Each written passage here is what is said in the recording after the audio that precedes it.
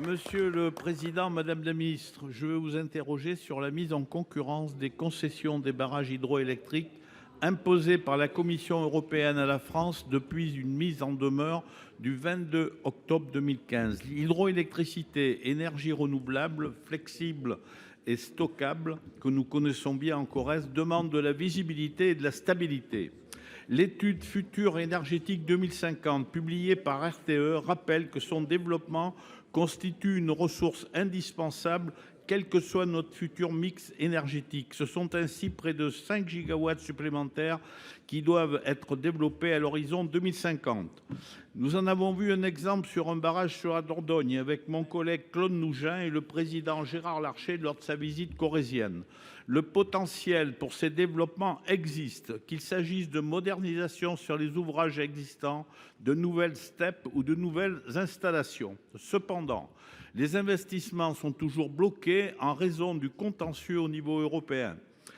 Madame la Première ministre a, devant le Sénat le 12 octobre 2022, annoncé vouloir promouvoir l'hydroélectricité en proposant, je cite, un nouveau cadre législatif qui permettra de relancer rapidement les investissements dans nos barrages sans passer par une mise en concurrence.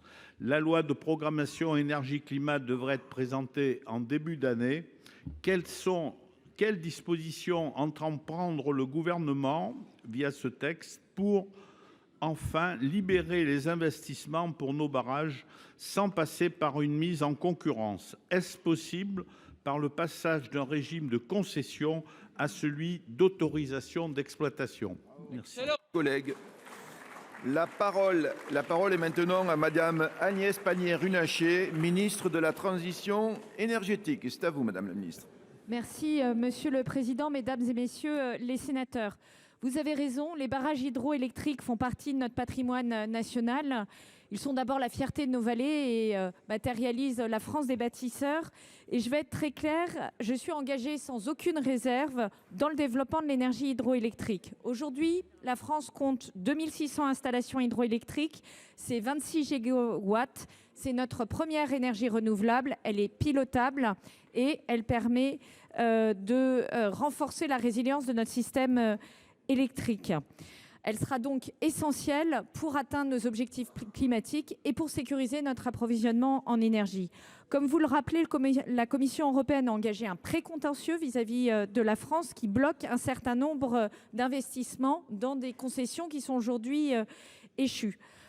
C'est pourquoi je travaille sur plusieurs pistes qui doivent répondre à 5 objectifs clairs. D'abord, relancer rapidement les projets de développement actuellement bloqués, dont des projets de STEP. J'y reviendrai. Ensuite, garder la pleine maîtrise de notre parc hydroélectrique en évitant les mises en concurrence.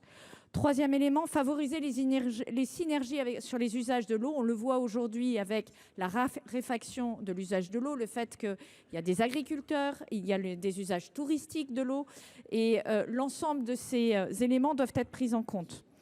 Et puis, faire en sorte que l'ensemble des bénéfices générés par l'exploitation des concessions bénéficient in fine à la collectivité. Enfin, cinquième élément, disposer de contrats souples avec des possibilités de modification relativement vastes pour adapter ces derniers aux évolutions des besoins. Sur ces points-là, nous avons engagé avec Bruno Le Maire et les entreprises, je suis ravie que vous saluiez sa participation, et les entreprises concernées, des discussions avec la Commission européenne. Je ne vous cache pas que ces discussions ne vont pas être simples. Néanmoins, nous avons effectivement entamé des discussions sur le principe de l'autorisation qui permet donc une transmission du patrimoine aux opérateurs avec un cahier des charges très sécurisé pour permettre à la collectivité locale de reprendre la main. Il faut conclure, Madame la Ministre. Nous y allons.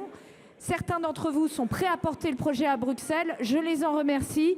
Nous allons parallèlement engager les premiers investissements car la loi accélération des énergies renouvelables le permet. La parole est à Monsieur Daniel Chassaing et pour 11 secondes, chers collègues.